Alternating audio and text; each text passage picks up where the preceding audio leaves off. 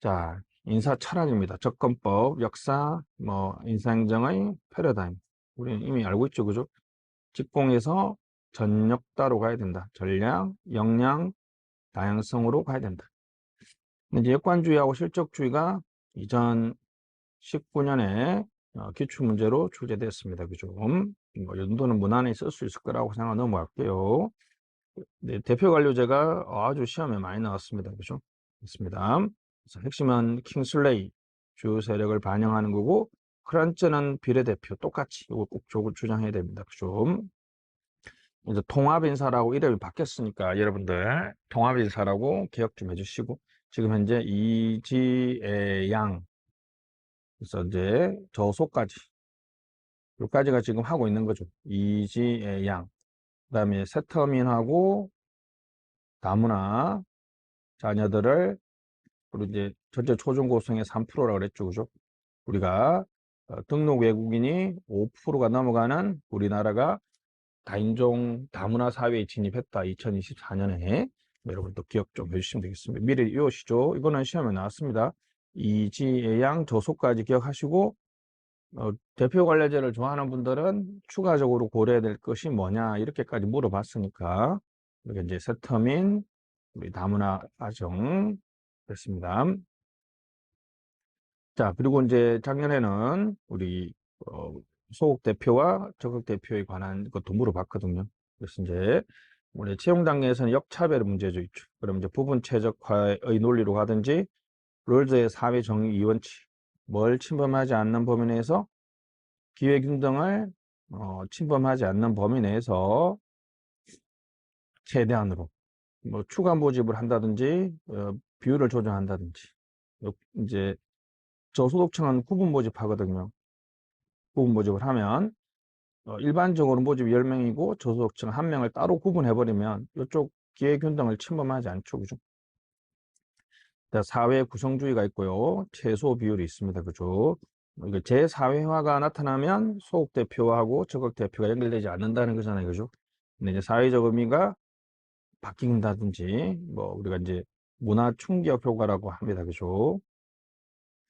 이 제4회 이론의 아주 중요한 단점이 뭐냐 하면, 어, 새로운 사람이 들어가면 기존 문화를 배우는 것도 있잖아요. 그죠? 이게 제4회화죠. 그죠? 근데 신규 직원들이 일정 비율로 채용이 되면 이분들의 생각을 기존 문화도 배우기도 하거든요. 기존 문화를 신규 직원들이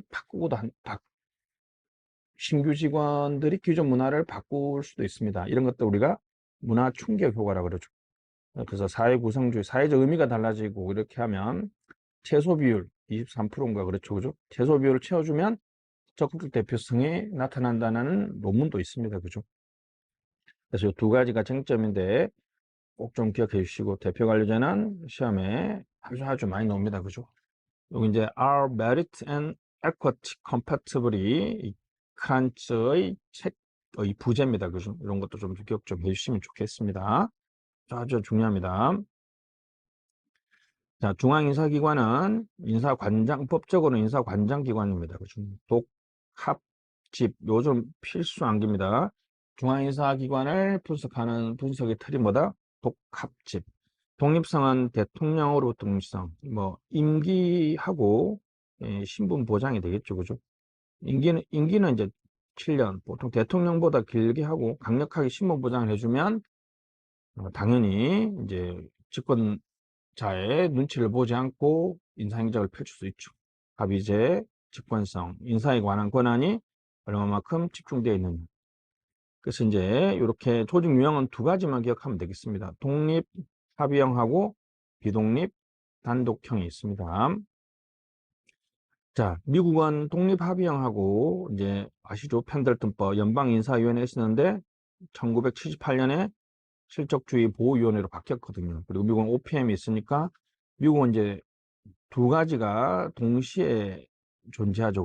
그래서 이걸 병렬형이라고 합니다. 두 개 동시에 존재하니까 병렬형이라는 표현 쓰는 거 이해할 수 있겠죠. 그죠? 됐습니다. 우리나라는 이제 그 인사혁신처, 미국은 이게 특이하게 이게 이제 대통령 직속이거든요. 우리나라는 그거와 다르게 인사혁신처가 국무총리 소속이죠. 그죠? 그래서 우리나라의 인사기관의 문제점은 실적주의 보호위원회 같이 합의 제행하고 독립성에서 느낄 수 있는 이 장점들이 있잖아요. 그죠? 신중하고 공평하고 중립적인, 그리고 인사의 전형을 방지하는 그러한 기능도 수행하지 못하고, 그리고 비독립 단독형의 어떤 정책 리더십, 신속 관리 도구로서의 기능도 제대로 수행하지 못하는 두 가지 문제가 있습니다. 결론적으로 말하면 우리는 실적주의 보호위원회 같이, 실적주의 보호위원회가 우리나라에서 소청심사위원회의 기능을 하거든요. 물론 더 많은 기능을 하고 있기 때문에 됐습니다. 그래서 소청심사위원회를 그냥 여기 나와 있죠. 그죠? 소청심사위원회 있는데 안에 밑에 내용들은 뭐 특별하게 요거만 기억하시죠. 국무총리 소속이고 OPM은 대통령 직속이다. 요거 비교만 해주시면 되겠고, 체능사와 관련된 모든 기능을 다 인사혁신처가 수행하고 있습니다. 그죠?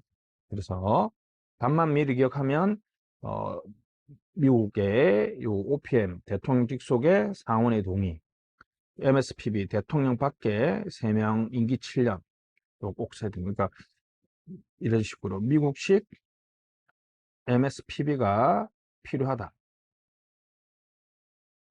노동 공무원들의 권익도 보호하고 실적주의를 위배하는 그것을 MSPB는 무효화할 수 있는 기능도 있거든요. 이런 기능들을 수행해야 됩니다. 그래서 공무원들이 좀 더 권익을 보호할 수 있도록 내용이 필요하다, 이렇게 그죠? 봐주시면 되겠습니다. 자, 공직 구조가 있습니다. 그래서 이제 직위분류제와 계급제를 분류하는 거죠. 그렇죠? 핵심 키워드는 사람 중심이냐, 직무 중심이냐. 이쪽은 스페셜리스트를 육성하려고 하느냐, 저널리스트를 육성하려고 하느냐. 개방형이냐, 폐쇄형이냐, 체능사로 타고 있죠. 체능사. 그래서 이제 인사관리가 직무분석 평가합니다. 이건 안 하죠. 그죠? 성과 중심이라면 여기는 특성 중심, 인성 중심이라고, 인성. 뭐 이런 거는 이제, 안 써도 되지만 요거 중요하죠. 그죠? 배치 전환의 소극적, 순환보직을 너무너무 장려하죠. 그죠? 여기는 이제 직무급이나 성과급, 이퀄 페이, 이퀄 잡, 이건 이제 직무급에 대한 얘기거든요. 그죠? 이퀄 잡, 이퀄 페이, 보상. 여기는 이제 생활급이나 연공급, 신부보장이 강하다, 약하다. 지역공무원제와 조화롭다. 최근에는 이제 양자가 수렴하고 있습니다. 그죠? 스페셜라이즈드 저널리스트. 계급제의 기반하면서 직위분류제를 강조한 계직제입니다. person job 시스템이 우리나라 인사행정의 목표가 되겠습니다. at will employment, 사전 동의 없는 해고, 고용의 유연성을 제고하지만 공직 안정성을 침해한다. 미국의 어떤 주에서 실시하고 있는 제도인데 이런 것만, 있다는 것만 좀 기억 좀 해주시면 좋겠습니다. 한국의 공직 구조는 다시 아까 직종의 문제, 직군, 직렬의 문제, 직급의 문제. 그래서 우리 이제 직종까지 기억하시려면 그래서 이렇게 다양한 이렇게 근로 형태를 다양화시킬 필요가 있다. 근데 특정직의 어떤 특권 집단화를 좀 개혁해야 된다. 그런 얘기도 있는데 안 써도 되겠죠. 자, 주기적인 직무 분석, 재경 직류의 재경 직렬화, 전문 직군입니다. 전문 직군 알았죠? 전문 직군 여기 있습니다. 데이터 필요하다. 신설, 생명 에너지. 주기적인 직무 평가, 직무 등급의 확대. 고공단에서 하고 있는 직무 등급을 확대시켜 나가야 된다. 그래서 계급제와 직위분류제만 쓰지 마시고 그것을 적용해서 우리나라에서는 계직제로 가야 되니까, 그래서 이제 계직제로 가기 위해서는 직종을 다양화, 직군 직렬에서는 주기적인 직무 분석을 하고 재경직류의 재경직렬화, 최근에 데이터라든지 생명, 에너지와 같은 환경 변화에 대응할 수 있는 직류, 직렬을 신설하자. 획일적인 고계급에 대해서 이해해서 직무 등급을 확대하자. 이렇게 기억하시면 되겠습니다. 우리나라의 공직구조 중에 가장 큰 변화가 고위공무원 제도죠. 13년, 16년 갑자기 또 안 오다가 21년에 인사조직에서 시험에 나왔습니다. 그죠? 고위직 1상급, 1상급, 일반직, 특정직, 별정직이 있습니다. 그죠? 별도로 관리한다. 별도로 관리합니다. 직무 등급 중요합니다. 계급이 없습니다. 계급 없다는 거 중요하죠. 계급이 없습니다. 직무 등급. 직무 등급이 올라가는 걸 승진이 아니라 승격이다 한다. 성격이라고 합니다. 자, 개방 이동, 성과 통합관리. 그래서 이제 50, 30, 20원 잘 아시죠? 그래서 역량평가를 먼저 합니다. 그래서 사전 검정 장치입니다. 역량평가를 해서 사전 검정 장치로 그래서 이제 진입심사를 거치고 고공단으로 임명한다는 거죠.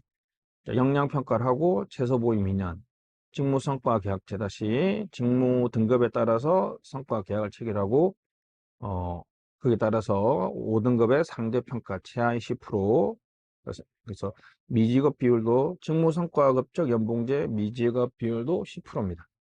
적격심사제가 중요합니다. 앞으로 여러분들 저성과자에 대한 하나의 기준입니다. 이거는 이제 고위공무원 단에만 합니다. 저성과자 요건이 3개가 있는데 금평 최하위 총 2번. 옛날에는 처음에는 연속이었거든요. 연속이 아니고 총 2번, 무보직 1년. 요거는 이제 각자 승립 요건이고요. 요 두 개를 반띵해서 동시 충족입니다. 금평 최하위 1번에 무보직 6개월이면 저성과자에 돼요. 저성과자는 표현을 안 씁니다. 적격심사의 대상이 됩니다. 적격심사는 이제 우리가 행정법에서 배웠는지 모르겠지만 근무 수행 능력이 부족할 때 직위 해제를 하거든요. 그 경우에는 이제 3개월에 교육훈련 과제를 부여해서 개선의 여지가 없으면 직권면직을 한다. 직권면직이라는 것이 민간 기업에서는 해고가 되겠습니다. 그래서 저성과자가 표현은 없습니다. 그냥 저성과자에 그냥 우리가 차용할 수 있는 기준입니다. 직위해제를 하고 교육훈련, 개선의 여지가 없으면 직권면직을 하는 됐습니다. 이게 이제 흑덕 면에서는 일반 해고가 되겠습니다. 일반 민간 기업에서 이런 건 없지만 우리나라에 이제 신문보장이 너무 강하기 때문에 신문보장을 좀 완화시켜야 된다. 그런 측면에서는 요 고공단에서 하고 있는 모순심사제, 적격심사제가 하나의 유용한 도구로서 여러분들이 인용할 수 있습니다. 자, 채용 확보 됐습니다. 계획을 수립하고 모집, 소극 모집에서 적극 모집, 노동시장 개척, 시험의 간수화, 헌법 스터디 추천한다. 이전에 있었던 거죠. 헤드헌팅, 전문가 스카우트 제도, 국민 추천제가 있습니다. 개방형이 있고요. 개방형 다음 페이지 있으니까 볼게요. 선발 도구는 좋은 선발 도구가 인간에 대한 인간 평가. 예를 들면 선발도 그렇고 인사 평가도 그게 공통점은 사람을 평가하는 거죠. 참 사람을 평가하기가 쉽지 않잖아요. 그죠? 야구 선수, 축구 선수 누가 잘했냐 이런 거 평가하기가 정말 쉽지 않습니다. 차이는 이제 선발은 조직 외부에서 이제 지원자들을 평가하는 거지만 인사평가는 조직 내부에 있는 직원들을 평가하는 거니까 사람에 대한 평가. 그래서 사람에 대한 평가가 좋았느냐 기준이 똑같습니다. 그래서 전, 타, 신, 수, 실효난. 전, 타, 신, 수, 실효난. 객관도도 넣어도 되는데 객관도는 객관식 시험에서나 중요하고 주관식에서는 중요하지 않겠죠. 그죠? 전 타석의 추신수 선수가 실효적이기 어렵다. 전타 신수 실효난입니다. 물론 이제 앞에 이 두 가지만 세 가지만 아주 중요합니다. 그죠? 세 가지. 특히 요 두 가지 요 신뢰성하고 수용성은 사실 같이 간다고 보면 됩니다. 신뢰할 만하면 수용할 만하죠. 그죠? 그래서 전타 신수 실효난입니다. 특히 이제 타당성은 내국입니다. 내용 타당성, 구성 타당성, 기준 타당성이 있습니다. 자, 신뢰성은 반복 측정에서 일관성. 그래서 이제 그림을 그려주면 되죠. 시험은 예전에는 한 번쯤 물어봤는데 요즘 잘 안 물어보는 것 같아요. 그죠? 이렇게 우리가 이제 총을 쐈다고 생각했을 때 이 부분은 뭐 타당성은 없잖아요. 그죠? 정확하지 않죠. 10점을 쏴야 되는데 1점을 쐈으니 근데 계속 반복으로 쏴서 똑같은 데 쏠 쓰니까 일관성은 있죠. 신뢰성은 일관성입니다. 그럼 이제 요 경우로 생각하면 신뢰성이 있으면 타당성이 있단 말은 틀렸죠. 타당성 없잖아요. 그죠? 반대로 타당성이 없으면 신뢰성 없다는 말도 틀렸죠. 근데 이제 여기 신뢰성이 있으면, 타당성이 있으면 당연히 신뢰성이 있으니까 신뢰성은 타당도 확보의 전제 조건입니다. 뭐, 필요 조건이라고 합니다. 충분 조건은 아니고 필요 조건이라고 한다는 거죠.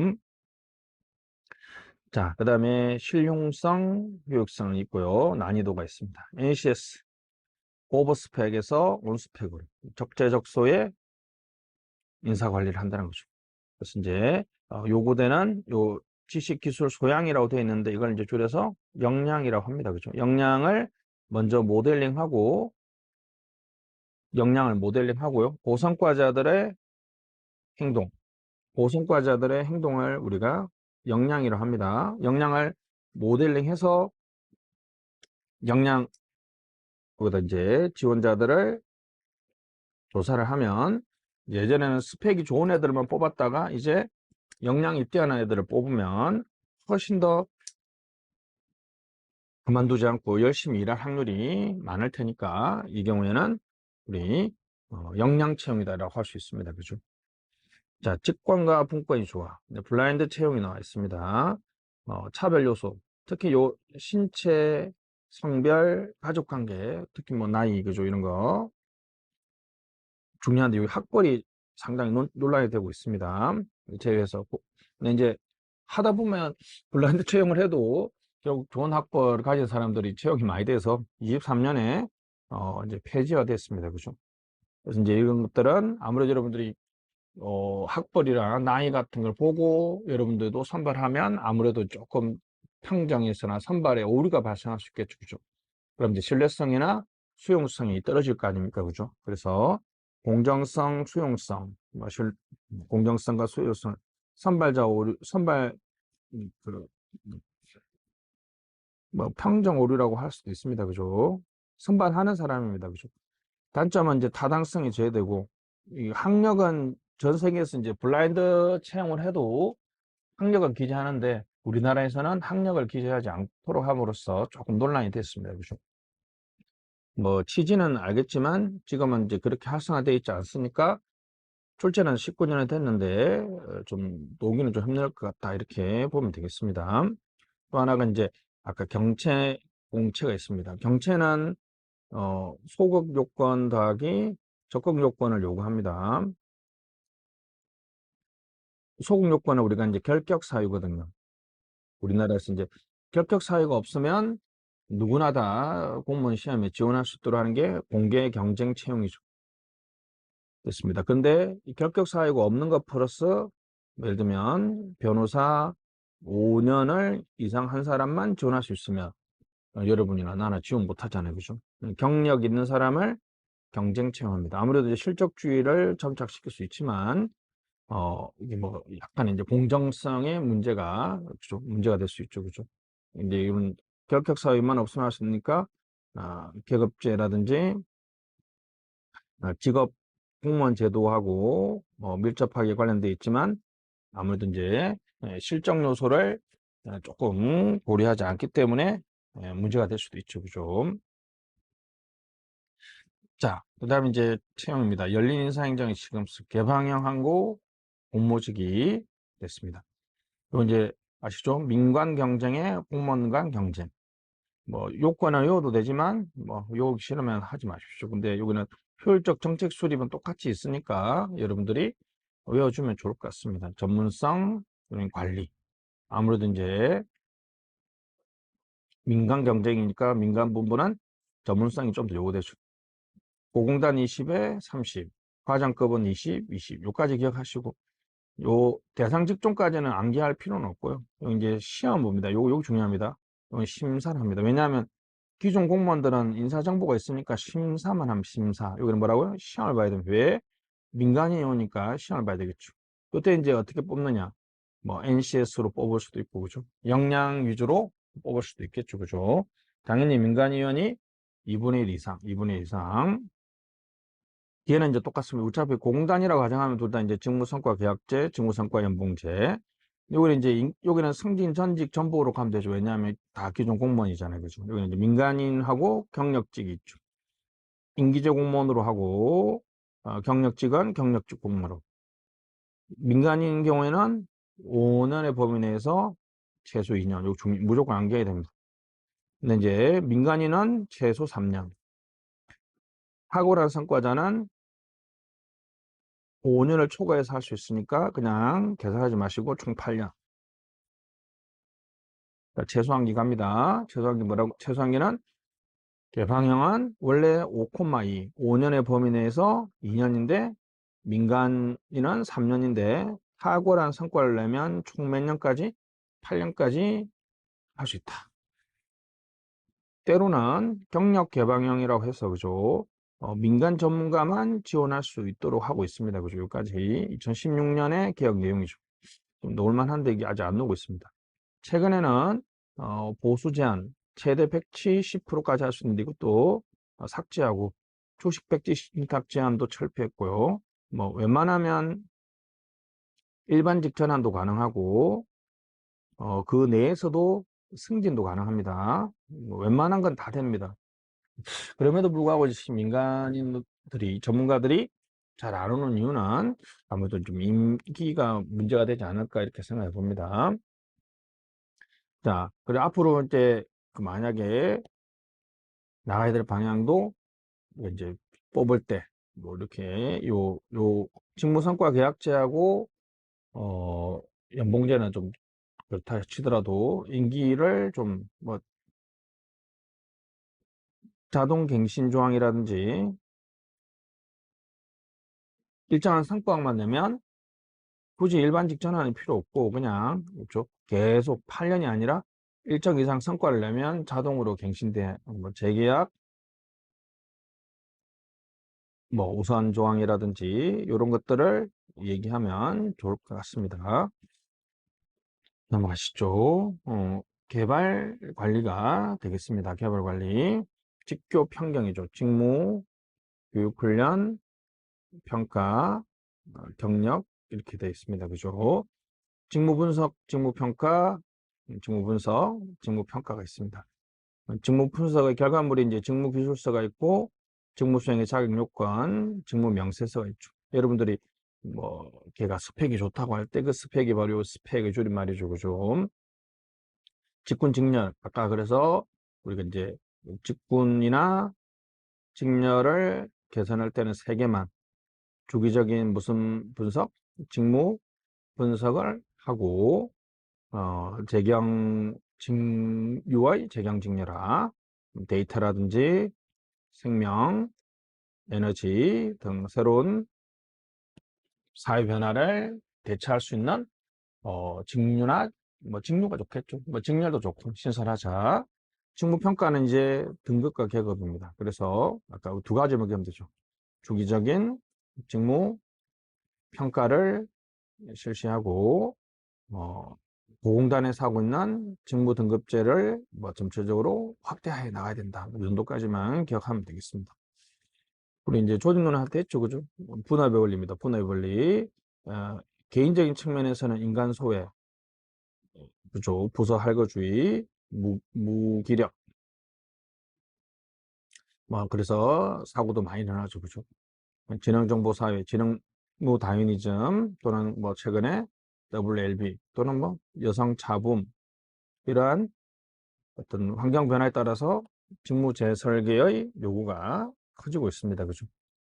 그래서 이제 우리가 enlargement 그리고 enrichment 준자율적인 작업 집단 이렇게 뭐 긴급 대응반이라든지 뭐 이런 것들이 유동정원제 이런 것들이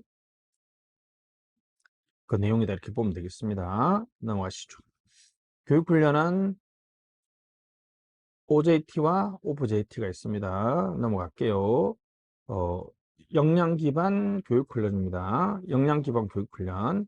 그래서 이제 PDS로 기억해도 되고요. 역량 다시 가시죠. 외행성 측계, 외행성 측계.